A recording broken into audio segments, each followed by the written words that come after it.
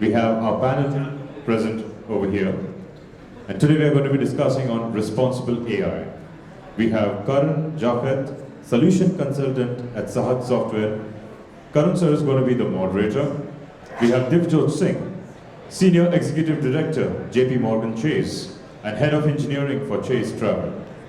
Mr. Vijay Kumar Jagnama Shetty, Cloud Consulting Architect at Google. Mr. Kedar Jade, Senior Director, Generative AI and SDET, PubMatic. And last, Paushali Jha, APAC Practice Lead, Northern Trust. I would like to welcome all of you all on the stage. Please give them a big round of applause.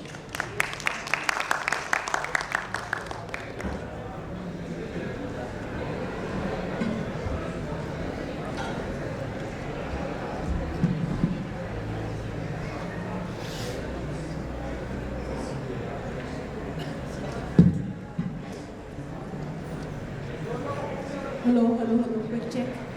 Sound check. Hi everyone, welcome. I was hoping you guys would get a small tea break, but it doesn't look like that's happening. Thank you so much for joining us. And thank you to all the panelists who are here up on the stage. We try to keep this as exciting for you guys and walk you through sort of our thoughts on this discussion. First question of the day was, could someone introduce the idea of what is responsible AI? Why is it important at this point? Because responsibility in tech has been a big area of debate for decades now, right? So what's changed recently? Why are we debating about this now? And what's new in this space? Yeah. Thanks, KJ. So I think there's a few similarity. I think when we introduce everyone we have. So it's Vijay Jangam Shetty Vijay, and yeah, got a good introduction. Thanks to the team. As we start with responsibility, why is it and what it is. Before that, AI is no more a technology, right? It's what do you say? It has become a necessity in our life, right? It's in our human life. We are carrying AI along with us, right? What if something goes wrong, or what if? How can we make utilize that and make to upright the human values, right? That's a basically way we want to keep that intact, right? So that's how the responsible AI is coming into the picture, right?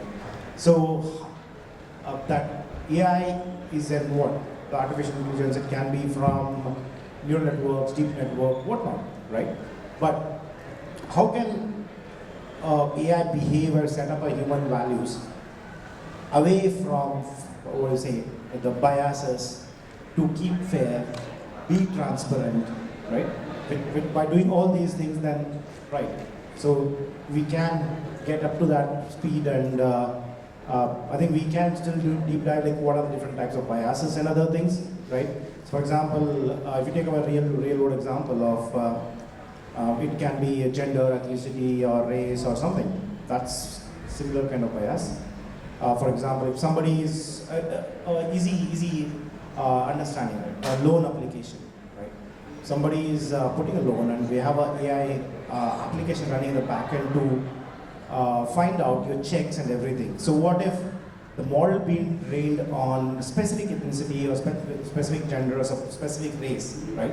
Will not be able to apply or approve the loan for keeping bias out of it. So it is always be considering a singular bias, so that will be causing an issue for a person who has applied loan, right? I think just with this example, maybe, yeah, I think that shows how the responsible AI is playing a vital role in the current industry. So you mentioned something in your answer. You mentioned the word bias a couple of times. Can someone maybe introduce that topic a little bit more? What does that mean specifically? Sure. So I think the easiest way that I generally use to explain it to anyone is that whenever I get to meet a person who's not coming from the technology background, their biggest query is AI going to replace humans too? Right? Will my job go away if AI comes in? The reply that I have for everyone who has that in their mind is that the difference will always be about judgment.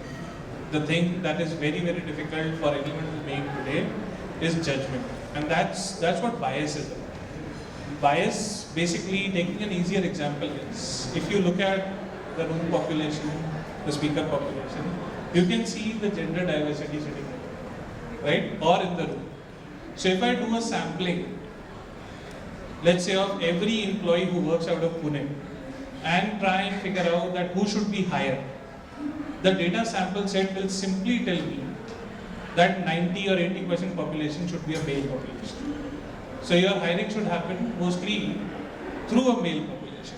And that biasness is happening because there is one direction being given either through the data that I have, or through the algorithm that I'm building, or because I have made some decisions in the past based on which my model has got trained. So biasness basically is that when you are not giving an equal opportunity, either because of the data which is available, the algorithm which is being trained, or the model that you are using, those tend to give outputs which might not be suitable or the most correct one, given there is no kind of correlation between checking the output and just providing an input. So one of the other bits is, can you maybe talk about examples where you've seen these sort of problems? I know you mentioned a couple. I'd be curious to hear from some of the other panelists in the areas that you've worked, that you've seen firsthand. What are some of the challenges that you faced, organizations that you know? Just talk through the examples so that I'm hoping more people can relate to the problem itself. I'll go and then Kedar, you can continue with your area. So I work in a fintech, and here we are the client's trusted advisors. We advise very high net worth, ultra high net worth individuals and families on how they're going to invest. And the IP of this advices lies with us, and that's our secret sauce for our success, and that's why we are the market leaders. Now, supposedly I'm using an AI model and have trained the AI model on only historical data. They will look at the performance of a company and probably give an advice that it's good to invest in this company. But what my advisor knows is that this company is soon going to have a management change, which the next set of management may have a complete different investment strategy in the market. They may have a completely risky approach. So if my model has not been given this information, the model does not have the future outlook and will not be able to bring in the insight that a human advisor can bring in. So the bias based on historical data is going to stay. So there are numerous such examples, and that is why that sets apart the human advisor because of the future outlook that they are going to do. Because future data may not be available. A lot of it is on speculation and on the insights that they've had. And that's what sets apart a human intelligence from an artificial intelligence. Because the human intelligence can think ahead of its time. I think almost all panel said past data is used and this one is a bias. But one example is which is affecting all of you here is we work in ad tech, right?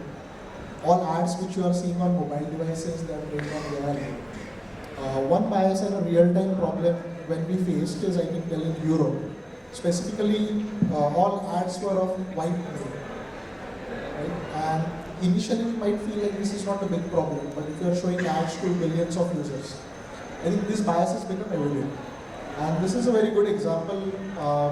Maybe a solution, I can cover a piece like ad tech industry has started building ethnicity and gender balancer creatives. So creative is basically an ad which you see on your device. And they started balancing it out. Okay, no, we need to balance it and give equal opportunity of every character. Right? It should not be only white male in Europe portrayed into BMW, right? It could be anyone. And these are very smaller, finer details, which is a big problem for advertising industry. Right? Because you need to replace, a lot of these creatives are now replaced in real time. Based upon your personalization, the ads get delivered. I mean, this is one bias we are seeing in the creative creation which is happening.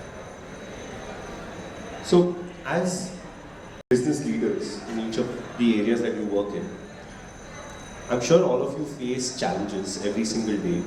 You see pressures from the market to release your products quickly to market, try to add more value, right?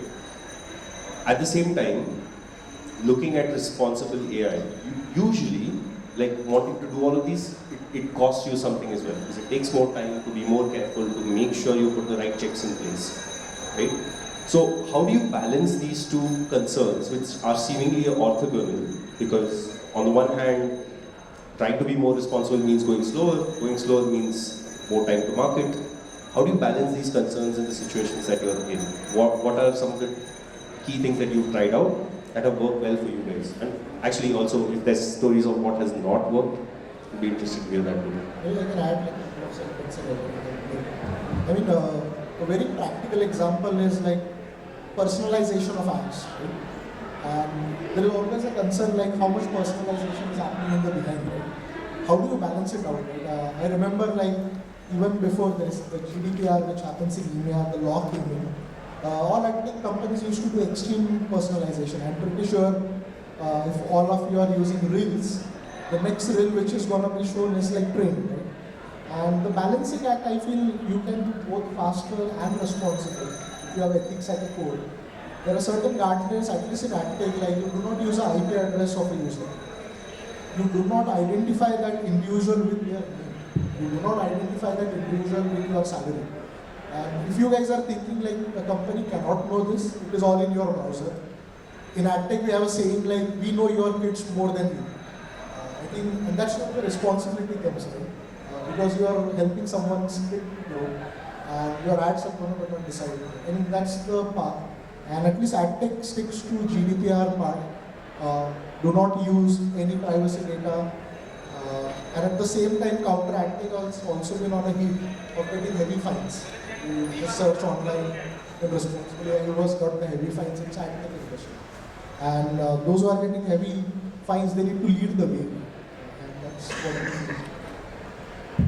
So my general suggestion is that try and do the creative part yourself and get the monotonous part done by AI. Right? So if you are leaving your creativity to AI, you need to have more and more responsibility.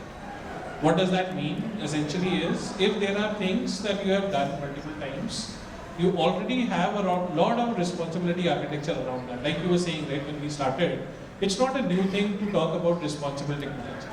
Technology in wrong hands can do a lot of wrong things. So we have been talking about that for years and years. So if there are some monotonous tasks, I would suggest every person who's trying to come on AI to first look at AI as a tool to replace those kind of tasks. Like the easiest one is doing some dev productivity work, like everyone would be doing today. How can I create a Jira card which has all the information which is needed?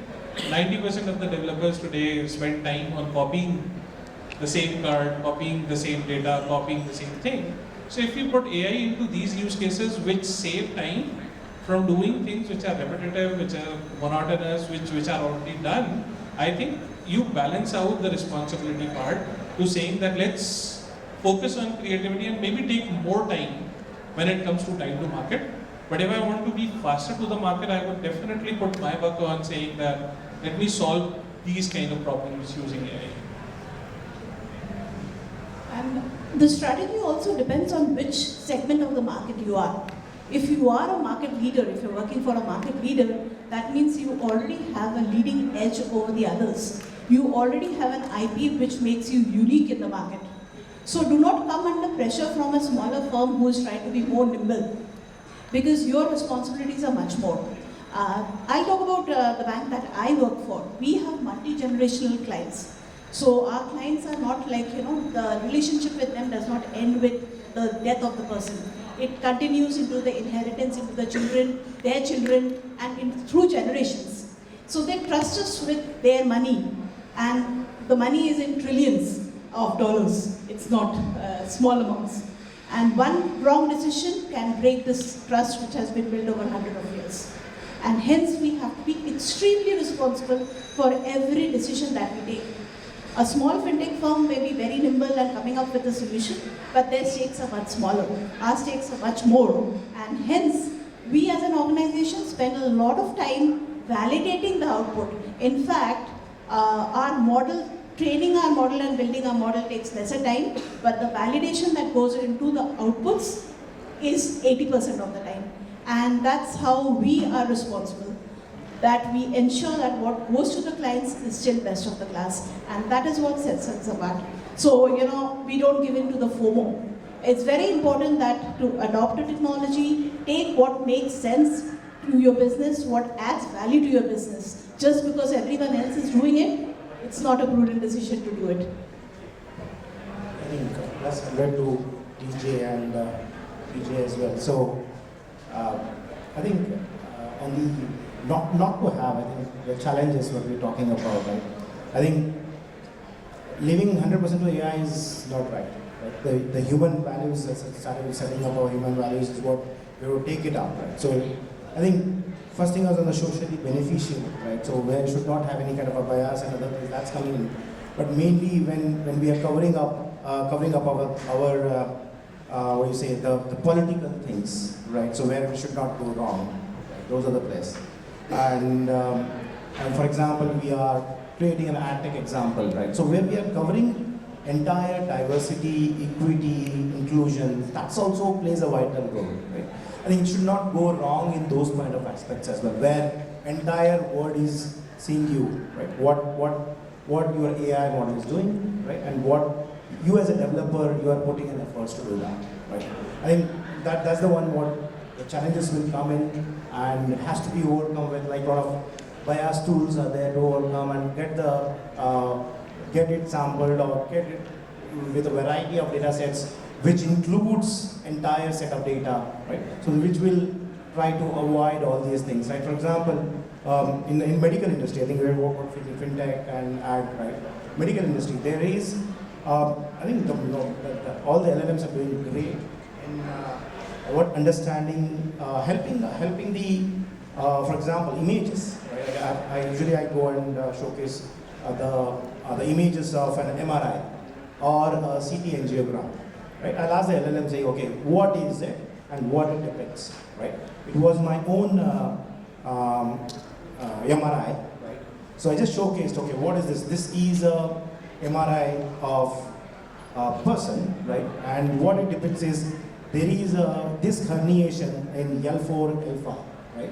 And I'll showcase my doctor prescription beside that. So this doesn't mean that AI is doing everything for you, but it's just another second opinion, right? It's not a replacement though, but it's not only helping the individuals, but also the doctors. Right? So in that way, even that industry is also getting help to get, because imagine it's reading the MRI or it can be a CT angiography and everything.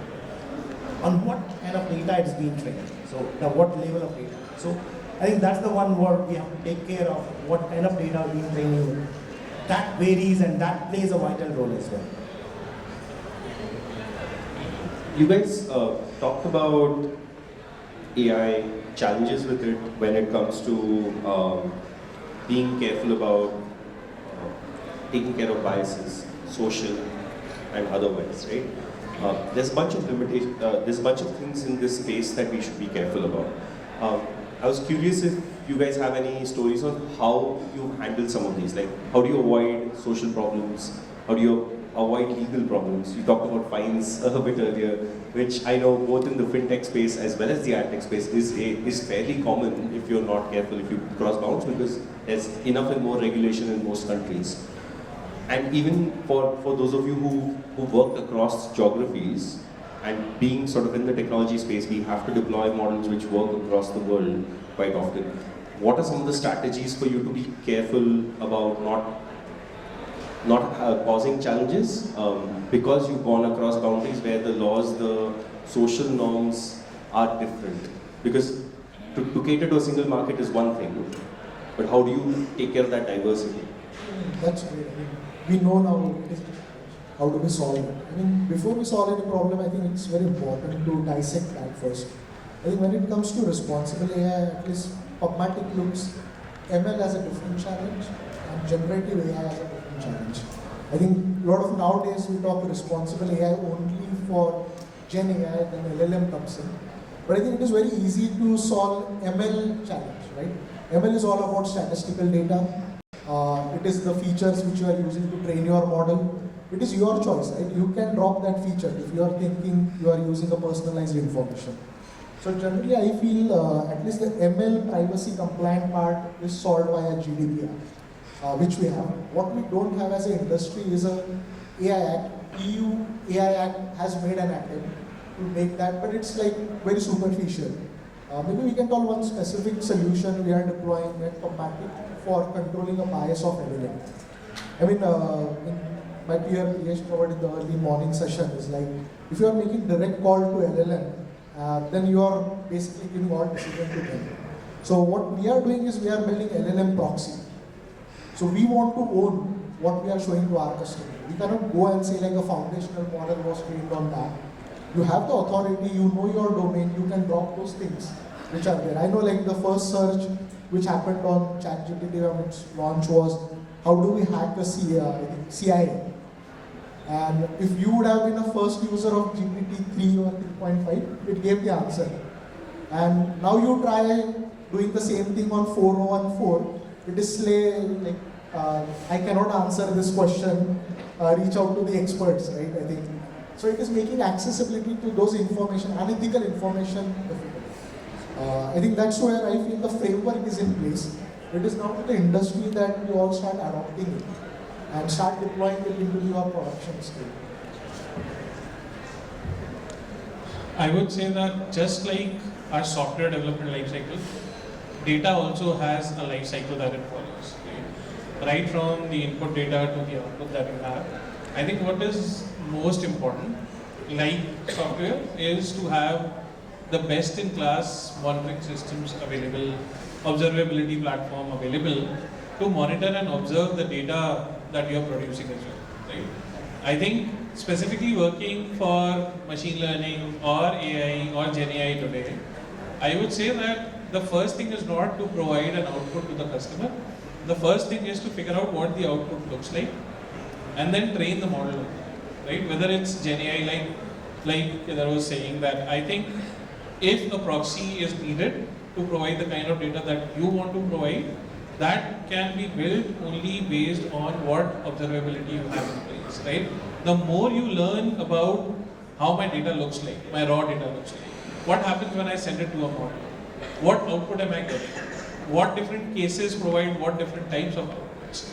The more I read about this data lifecycle, the better I will be able to either train my model, filter my input, or filter my output on saying that, hey, if I'm going to ask ChatGPT something that it should not answer, then block the input from coming in and say, we don't answer these kind of things. Similarly, if my model returns back a data which has these kind of parameters in it, right? Basic things like PII data, PCI data, who are the top 5 PAN customers of India, anything like that, I think the filter has to be on the output side as well. So I think the investment of the company should always be in the observability, monitoring of what this data life cycle is looking like to get better outputs through ML, AI, and Gen AI. Just a couple of sentences. Just whatever we are trying to do is putting a guardrails. Right? Setting up a guardrails is really important. Right? When you are a user or a person is finding a query, right, on any LLMs, right?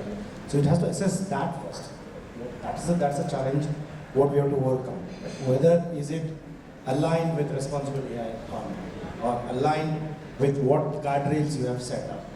Then it again, you know the process, right? How it usually searches the vector database and then get you a result. And even the result, what you get the result back, the flow chain, right? That again, that will be tested by that particular guardrail, and then it will be fed to the user. I think the checks has to be happen not only one side, also it has to be done 2 sides, right? For example, if you go to any, most of the LLM, right?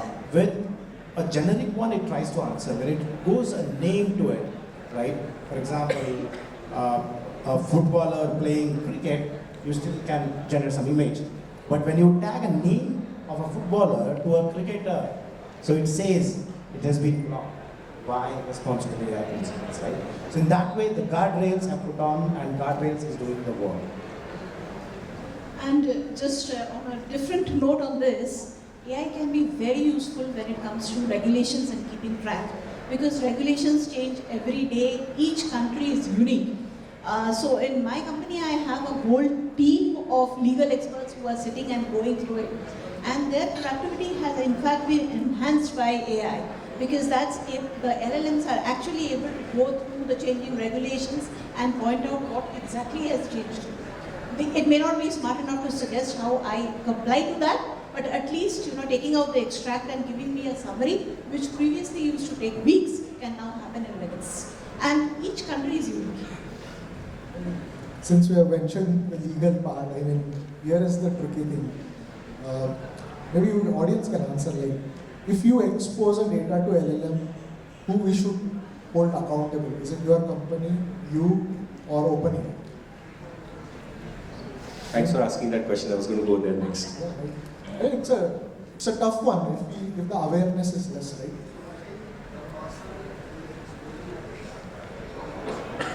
So, I think the answer is all are responsible. I mean, from a legal perspective, I'm saying, I just want to term like sequential liability. If you just search, let's say you're working in your organization and you exposed your code and it got exposed on internet via LLM, maybe they trained or done something. So as a developer, firstly, you are accountable. It has got its own consequences. But as an enterprise, you cannot risk your business, right? It's gone and it's dead. If someone does a mistake, you cannot just say, okay, this is my policy, don't do that. I think that organization has to build the doors. Even if some by mistake does that, we are dropping that. And we need to then, let's say OpenAI is this instance, we need to do a contract with them. Even if I leak it, then you take care of it. And this is the sequential liability thing. If someone does like a lawsuit, then someone has to pay, right? Then who pays? Like, I think there has to be a good legal framework who is going to pay what. I know like OpenAI in their last conversation mentioned like, if any of the startups, while developing or giving any query, if you leak the data, we will pay your customer. I mean, this comes with a sequential liability clause. So I think the awareness and checking your legal framework is also important. And as you mentioned, like there is a tons of legal lawyers, but we also need to have an engineering team which is writing a code in a privacy compliant guardrails. So a lot of companies, at least including PubMatic, we have like 70-40 engineers in privacy.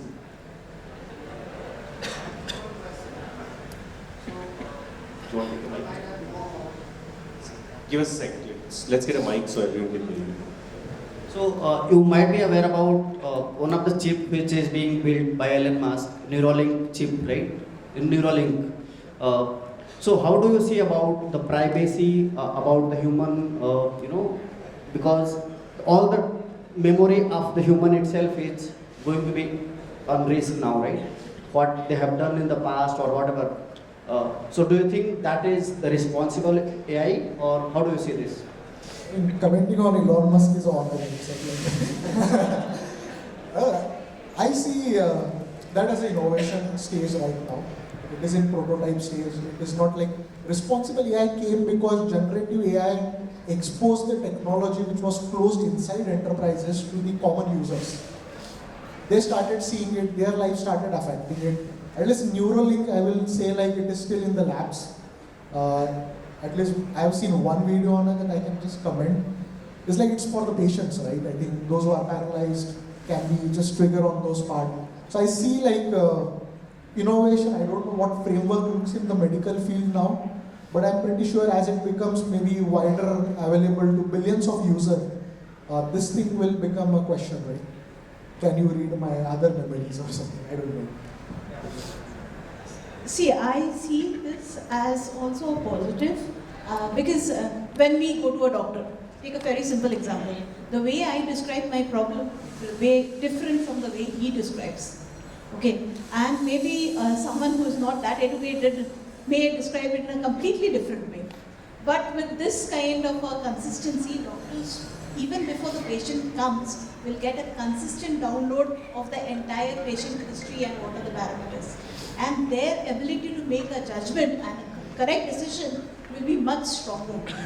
Of course, like, we will have to, we do put it, even with every data, we put in various layers. We protect the data, we ensure access at different layers. If we are able to give the proper access control and use it responsibly, then it has immense potential. Especially if I consider the medical field, it can change the way doctors are diagnosing, it can change the way the faster diagnosis, the correct diagnosis is happening, and therefore it can be life-saving too. So I agree in the point which, when we are talking about usage, if that is being used for people to cure, right? Whether that is disability or anything else. But what about that memory of the person, right? Which itself is going for the toss. Yeah. I think this problem will come when Elon lands on Mars probably. I think we are far away from that problem. I mean, it looks like a fiction at this case, in my opinion. We'll see that, I think, as it evolves, that fiction becomes a reality. That's it. Yes. Yes. Yes. Yeah, very well said, I think. Yeah, there is because recently, like, EU was also like proposing different policies around AI and everything, ethical use, and even just at the other side, they also had the session on this, and in that they mentioned about that we have certain practices, must-have practices that we have to apply, and there is this right to erasure now. They have already taken care of that. If the person says that they want their content or their information to be removed, they have to remove it. So it's right. the best thing about, like, with my experience of the US markets for ages, I would say is that the best thing about US government is, before you think about something notorious, there is a law which is going to come to make sure that it's not happening, right? So, and that's why now Elon is in the government, right? So, and that's what I'm telling you, right? So if you look at anything for that matter, right? You're talking about human memories. I would also say, look at your memory, which is your internet presence. That's a memory, right? Everything that you do on the internet, if someone has control of all of that, do they do good? Do they do bad? It can go in both the directions. I would say that, see, as a human race, so far we have been making sure that if there is something happening on the bad side, there are people to stop and put measures on the good side as well. If we use it for the good things, I think it's going to be a boon. And knowing what Elon has done in the past, I would say that they have done good things so far, apart from Twitter. I don't know about that, but yes, they have done some good things so far whenever it has come to industry revolution. So I have hope things will be better. Europe has already started. US, I'm pretty sure the day it comes out of the lab, US will have clear norms to say, I want you to delete everything which is going to stay as soon as I'm out of the mix. So this will be part of each and every regulators start doing these things, because there's no way out of it, because data plays a vital role, isn't it? Okay, so one of the final questions I had, looking at the technology landscape as you, as sort of senior leaders in organizations, what do you think are some of the biggest challenges that we face, specifically with the advent of AI, with it growing? Over the past couple of years, I'll give you a couple of examples, right, like, which are pretty big in the media. For example, deepfakes, right? It becomes harder and harder to spot what is right versus wrong. I'm sure there are way more attack vectors which are going to come up. The creativity of people is nearly unbound when it comes to trying to get what they are trying to look for. Some of the use cases work and some of them don't. As people in organizations who use these kind of tools, potentially even there might be people in the crowd who are part of teams which build these tools, what are some of the things that you would like to suggest? Are threat vectors, are guardrails that you would like to see that all of us start building into products that we're building? Yeah, I think before I answer, for any notorious AI is the only solution, because then only you can handle it at scale. But taking on, like, I think Q4 we had a US presidential election, right? Roughly $100 billion gets spent in like 3 months time, and we get a lot of that spent. And this year, deepfake was actually a real problem. But how, I think one solution we were anticipating, or rather, we know like deepfake is gonna push in when the election date nears in US. And I will give one example is like something, I mean, I know like abortion was a big topic in US. And Trump saying like, I do not support that, I support that. So no one knows what was a Republican stand. And deep fake videos were coming out of that. I think what we started building is like AdWise product back in March. What we started doing is, there is a video playing, you get the OCR data, you take a snapshot of every video and compare with the actual image of a Trump or a Republican logo. So one who is doing a deepfake, there will be errors, very minor errors which your algo can capture. And we ran like almost all creatives which were running in US selection. And our AdWise product ended up blocking up at least 99% of the deepfake. I wouldn't say like there is a still accuracy, but there is this technology, right? I think it is saying like use OCR data, use audio data, check whether it is a deepfake audio or not. I think a very simple example is like professors were using, right? Essays written by ChatGPT by a student. Then there is an AI detector, right? I think it's kind of an AI detector of deepfake videos, which we implemented and then we got to business. But if someone won't do that, the harm is not more than, I think it's more than a money, right? You have ended up choosing the wrong way. I think a similar time came when we were moving to SaaS platforms a decade ago, right? The question was that I had control of everything with me in my data center. You're talking about putting it into a place which is going to be shared by multiple people. And that era is coming again. Now it's coming in data directly and not just in infrastructure or a platform. I think what worked for us very well in the SaaS platform is the shared responsibility model, which we were discussing earlier. I think the responsibility lies in all the three areas, right? The firm's responsibility, the person's responsibility, and the provider's responsibility.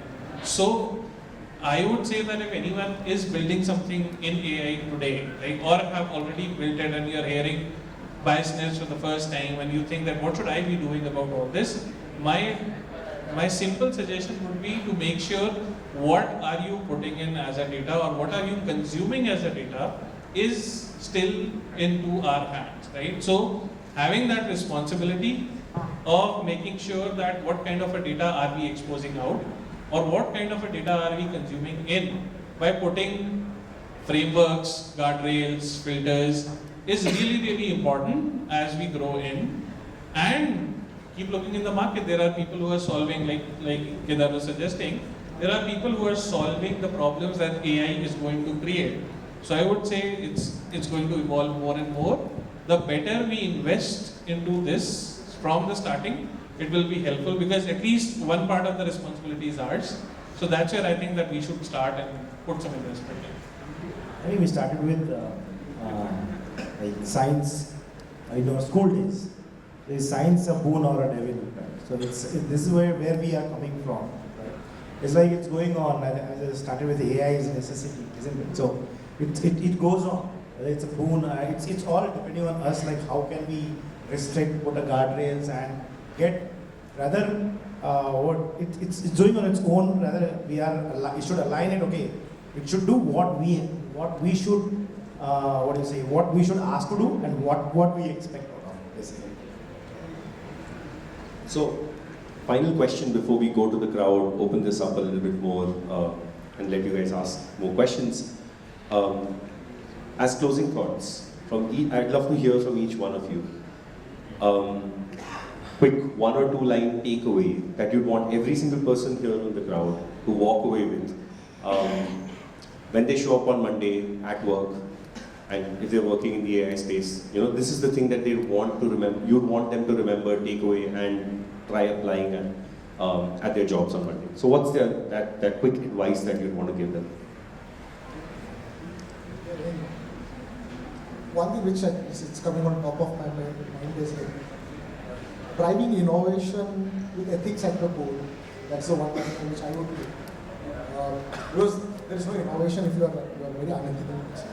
It's going to cause this problem. So driving innovation with ethics at the core. I would say adopt what makes sense, not what my neighbor is doing.